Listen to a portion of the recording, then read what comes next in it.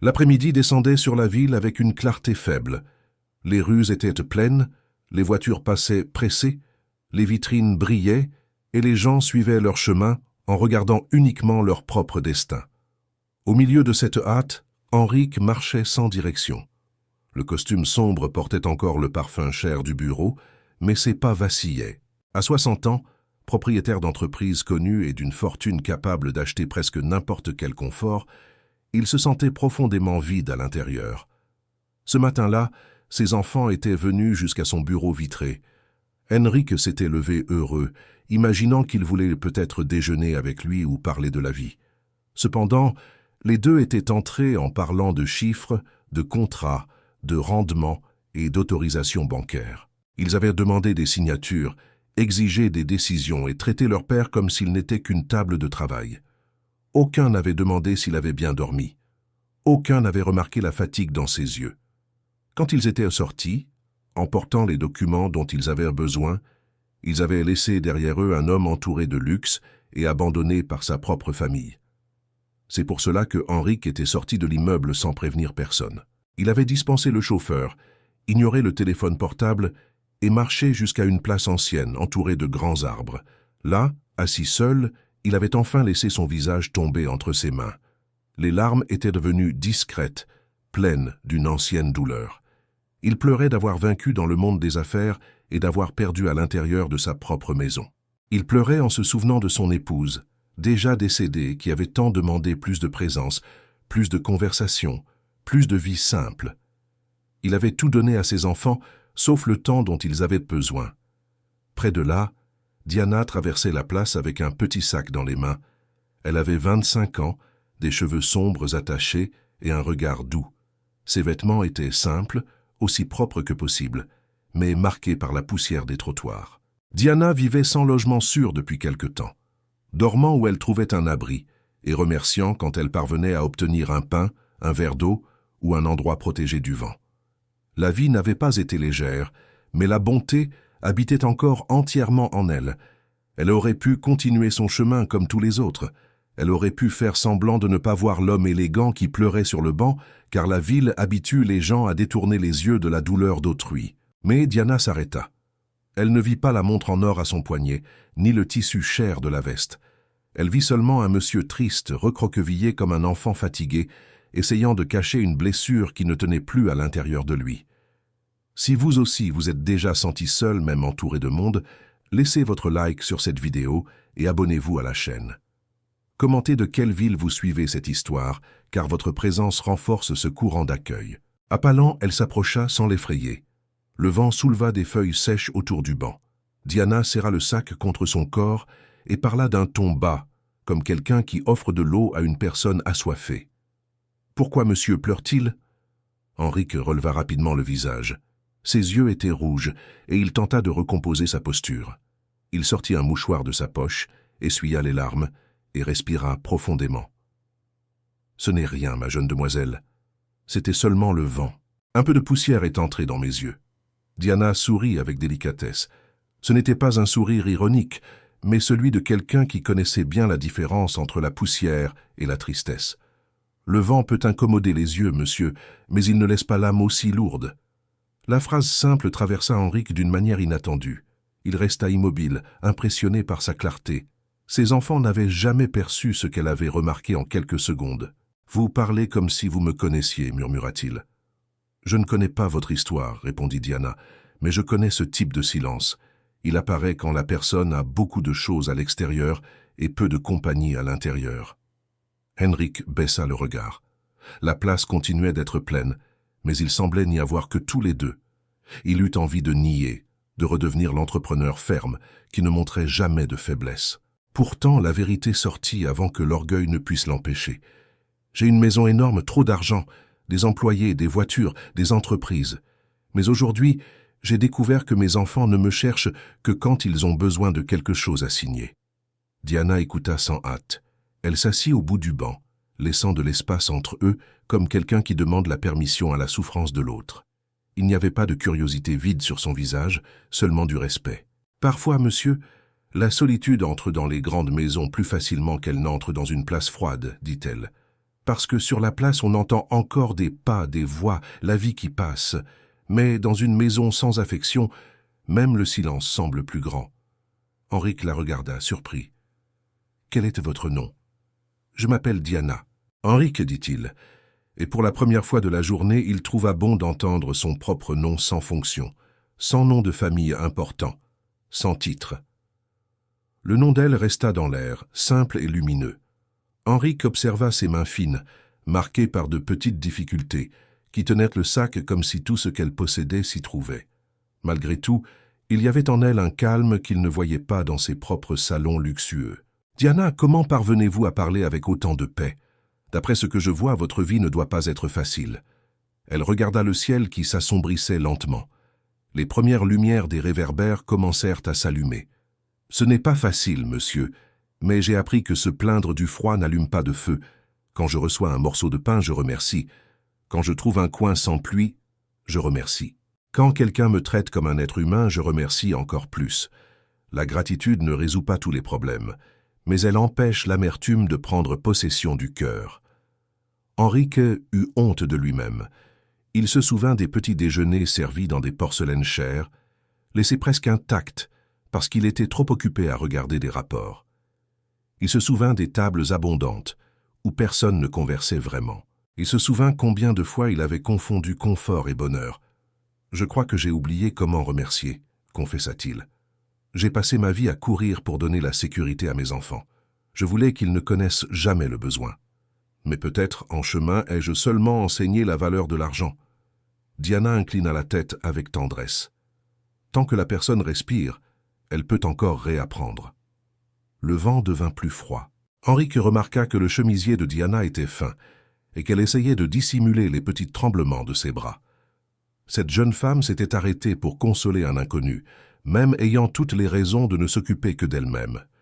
Une impulsion sincère naquit dans sa poitrine. « Avez-vous un endroit où dormir cette nuit ?» Diana tarda un peu à répondre. « J'ai un coin près du kiosque.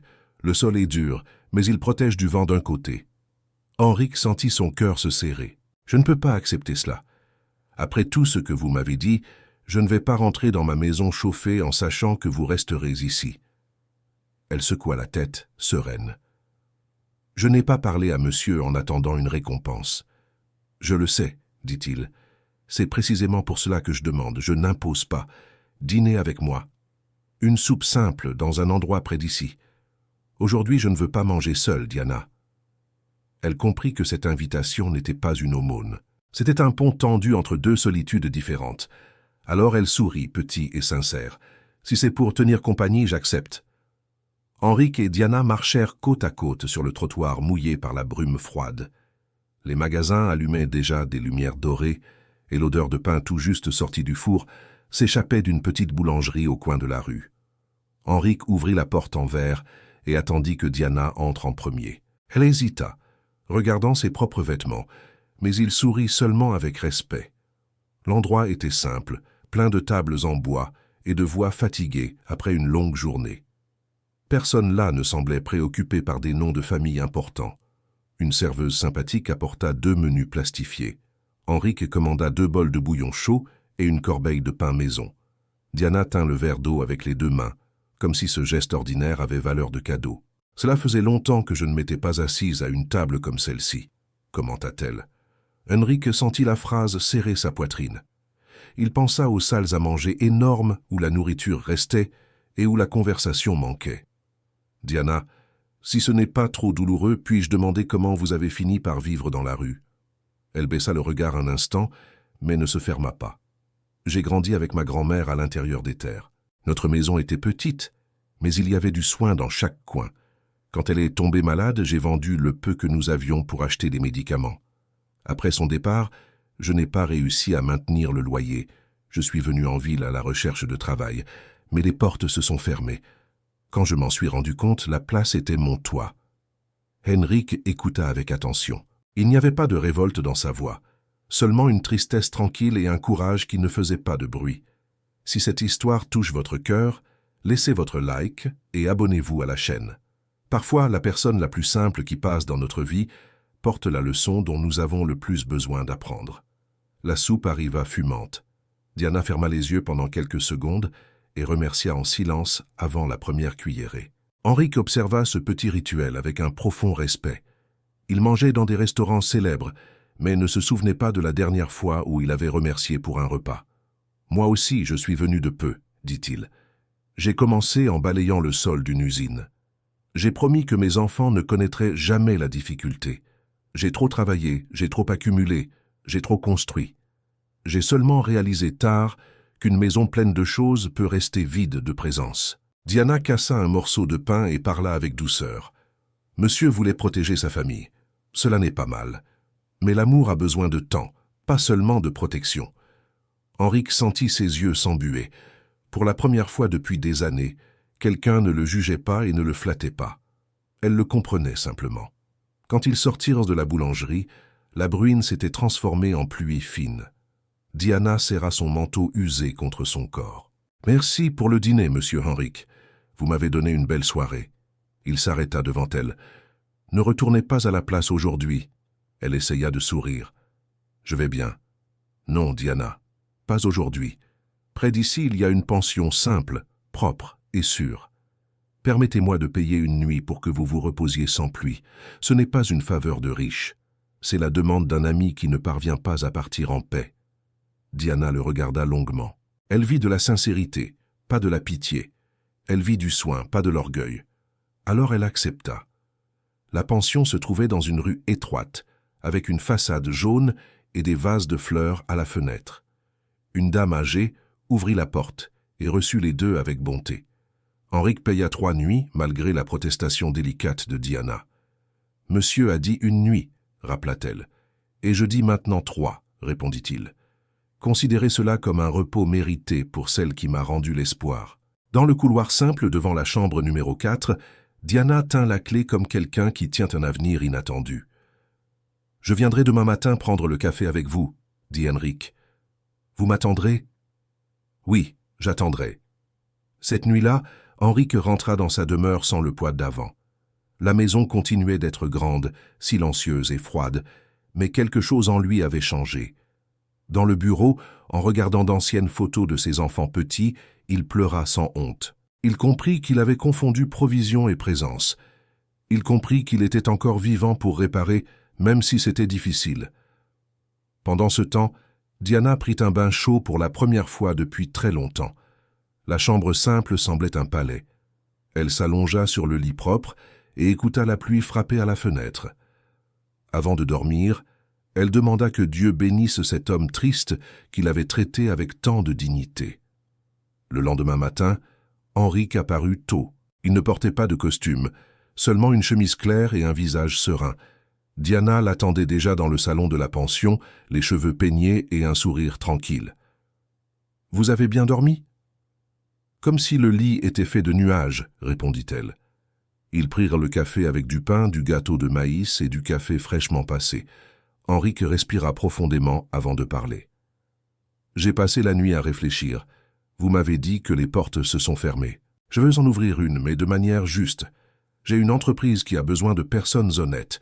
Je veux vous offrir un travail aux archives, avec salaire, droit et respect. Ce n'est pas une aumône, c'est une opportunité. » Diana resta immobile. Ses mains tremblèrent sur la nappe à carreaux. « Monsieur me ferait confiance ainsi ? Je fais confiance au caractère que j'ai vu hier. Le curriculum enseigne les tâches. La gratitude et l'honnêteté viennent de l'âme. » Elle pleura doucement et accepta. Elle promit d'honorer chaque jour avec effort. Les jours suivants, Henrik acheta des vêtements de travail, expliquant que ce serait une avance sur le premier salaire. Diana choisit des pièces simples, discrètes et dignes. En arrivant à l'immeuble vitré de l'entreprise, elle sentit le poids des regards curieux. Beaucoup d'employés murmurèrent. Certains la traitèrent avec distance, mais elle répondit avec éducation et commença son travail aux archives. Le secteur était oublié, plein de boîtes anciennes et de papiers accumulés. Diana organisa chaque dossier avec patience. Elle nettoya les étagères, sépara les documents, créa de l'ordre là où il y avait auparavant de l'abandon. Peu à peu, même les employés résistants remarquèrent son dévouement. Henrik changea aussi. Il commença à saluer les portiers par leur nom, à écouter les secrétaires, à sortir plus tôt et à visiter les archives sans hâte. Cette transformation incommoda ses enfants. L'aîné envahit le bureau de son père un après-midi pluvieux, exigeant des explications. « Qui est cette jeune femme? D'où sort-elle? Vous ne pouvez pas placer une inconnue à l'intérieur de l'entreprise de la famille. » Henrique garda son calme. « Elle est une employée honnête et mérite le respect. » Le fils rit froid. « Vous êtes en train de vous faire duper. » Diana, dans le couloir, entendit une partie de la conversation. Chaque mot fit mal, non par orgueil blessé, mais par peur de causer plus de distance entre père et enfant. Le cœur serré, elle écrivit une lettre de démission et l'apporta à Henrique. « Je remercie pour tout, mais je ne veux pas être un motif de conflit. » Henrique froissa le papier. « Ma famille était déjà distante avant que vous n'arriviez. Vous n'avez pas apporté de problème, Diana. Vous avez apporté de la lumière. Et je ne permettrai pas que l'obscurité gagne une nouvelle fois. » Diana leva les yeux embués. Pour la première fois, elle ne se sentit pas un poids dans la vie de quelqu'un. Henrique lui demanda alors de rester, non seulement pour l'emploi, mais parce que sa présence lui rappelait d'être humain. De l'extérieur, la pluie frappait les hautes vitres de l'entreprise. À l'intérieur de cette salle, un homme puissant et une jeune femme humble décidèrent d'affronter ensemble les jugements, les doutes et la froideur d'une famille habituée à tout mesurer par l'argent froid. Le jour suivant, Henrique réunit ses enfants et parla sans rancœur. Il dit que la fortune continuerait d'être protégée, mais que sa vie ne serait plus guidée par l'avidité. Diana resta à ses côtés, humble et ferme. Avec le temps, les enfants comprirent que cette jeune femme ne voulait pas de richesse. Elle voulait seulement du respect, du travail et de la paix. Les archives de l'entreprise devinrent un exemple d'organisation, et Henrique commença à visiter des refuges, offrant de véritables opportunités. Sur la place où tout avait commencé, lui et Diana retournèrent un certain après-midi. Ils s'assirent sur le même banc, sourirent en silence et comprirent que deux solitudes avaient trouvé une famille pour toute la vie.